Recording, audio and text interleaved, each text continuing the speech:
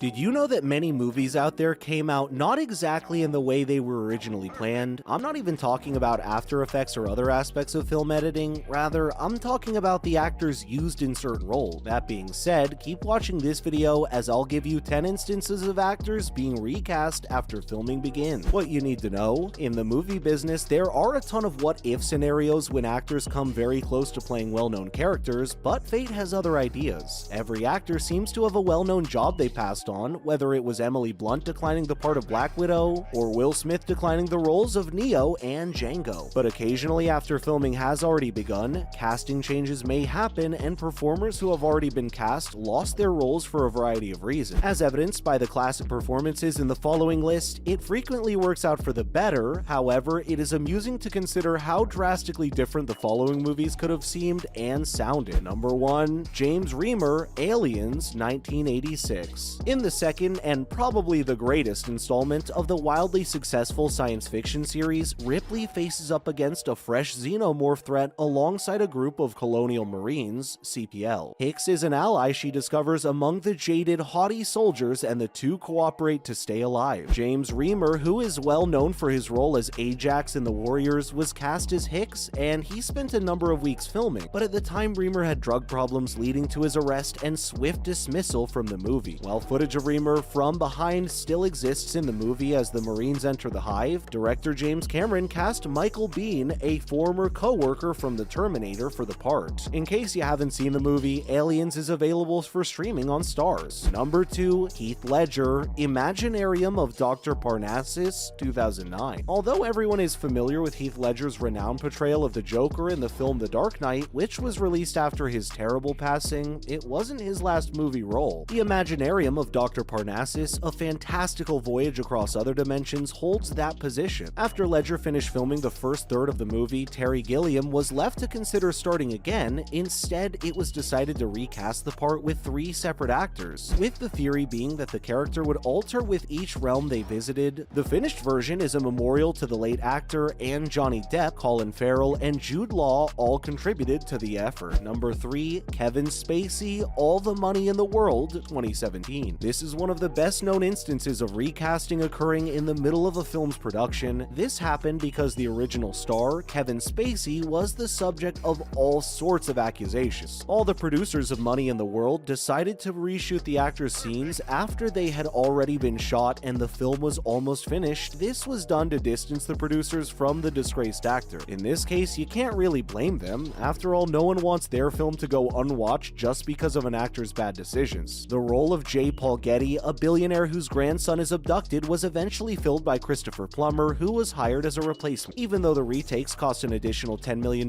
they were successful because Plummer's performance was lauded and he was nominated for an Academy Award. Guess it wasn't such a bad decision to replace Spacey after all. You can watch the movie All the Money in the World on Tubi if you got the time. Number 4. Eric Stoltz, Back to the Future, 1985. It's difficult to think of anyone other than Michael J. Fox playing Marty McFly in Back to the Future, but it almost happened. Fox was always the top candidate for the part, but he was unable to take the role at first due to scheduling issues with his television program Family Ties. Instead, Eric Stoltz was chosen for the role and shooting got underway. Robert Zemeckis, the film's director, recognized Stoltz was the wrong choice while shooting because of the character's somber portrayal, which went against the film's brighter tone. However, in an effort to rehire Fox, every effort was made to work around the actor's busy TV schedule. As we already know, the film turned out exactly as the producers initially envisioned it. Number 5. Samantha Morton, Her, 2013. Joaquin Phoenix plays a lonely writer who starts to fall in love with an AI program in this improbable tale of a man and a computer. Scarlett Johansson provides the voice for the robot, and the actress's expressive voices give life to a character we never get to see. Despite her success in the film, Johansson was not the original choice for the role. Originally, British actress Samantha Morton recorded all of the movie's speeches, but during post-production, Spike Jonze determined that Morton's voice did not go with the picture, so he cast Johansson in the role. Number 6. Colin Firth, Paddington, 2014. Colin Firth was considered for the role of the lovable bear, making him another character who nearly had a different voice. When Paddington was first announced, it was widely reported that Colin Firth would be playing the lead role. It was quickly realized, however, that Firth's voice was not a good match for the part, and he opted to leave the picture. The two films are perfect, but it's hard to imagine the Marmalade Master without the wholesome tone that Ben Whishaw brings to the role. Colin Firth's Paddington would have sounded like a very distinguished gentleman. You can find that movie on Netflix. Number 7, Jean-Claude Van Damme, Predator, 1987. Action movie fans would lose their minds at the prospects of Jean-Claude Van Damme fighting Arnold Schwarzenegger. One of the best action movies of the 1980s almost had its dreamcast realized when an unknown Van Damme was chosen to play the titular role of Predator. Van Damme was dismayed to learn that he would be required to remain in costume throughout the entire film, as he had planned to use the role as an opportunity to show off his martial arts skills to Hollywood. Because of the discomfort caused by the excessive heat generated by the costume, the muscles from Brussels had to withdraw from the production. You can watch Predator on Hulu, and yeah, it's a film worth checking out. Number 8, Chris D'Elia, Army of the Dead, 2021. The newest film from divisive director Zack Snyder, Army of the Dead, was a huge success for Netflix. It is an homage to Snyder's first film, Dawn of the Dead. However, the project did not go through without a hitch when comic Chris D'Elia, who played helicopter pilot Peters, was accused of